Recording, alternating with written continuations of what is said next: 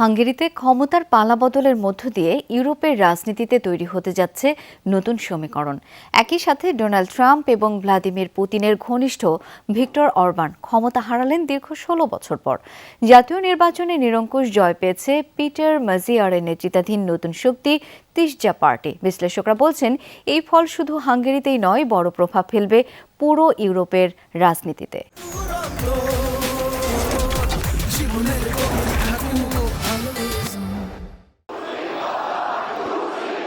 দানিউবের তীরে মানুষের ঢল, নতুন যুগে প্রবেশ করল হাঙ্গেরি। দীর্ঘ ১৬ বছর পর নতুন প্রধানমন্ত্রী পাচ্ছে দেশটি।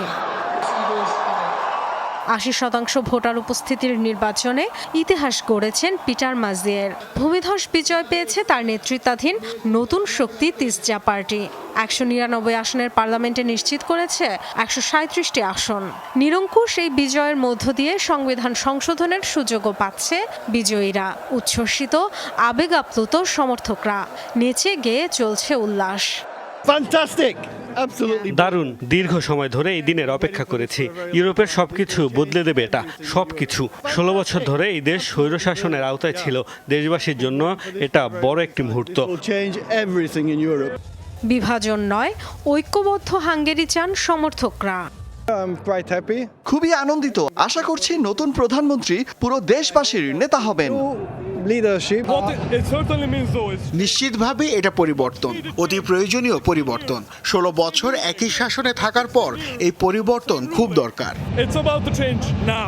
দুর্নীতি দমন এবং বিচার বিভাগের স্বাধীনতা পুনঃপ্রতিষ্ঠার প্রতিশ্রুতি দিয়ে বাজিমাত করেছেন পিটার মাজিয়ার।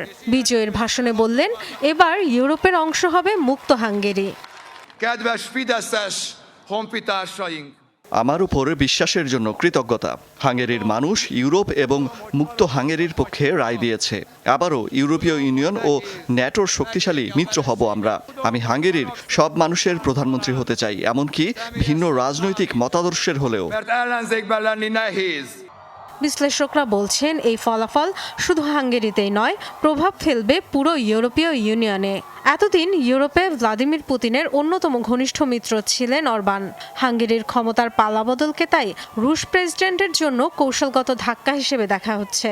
ধারণা করা যায়, অরবানের বিদায়ে ইইউর সাথে দূরত্ব কমবে বুদাপেস্টের। ছাড় পাবে ইউক্রেনকে অর্থ সহায়তায় ইইউর $৯০ বিলিয়ন বিল।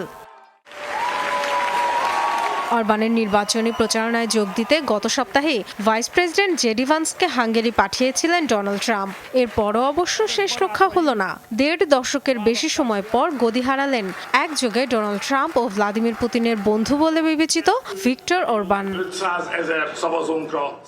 পশ্চিমা ডানপন্থীদের জন্য শকওয়েভ হলেও পিটারের বিজয়ে উচ্ছ্বসিত ইউরোপীয় নেতারা। ডরোথি তাস্টিন, যমুনা নিউজ।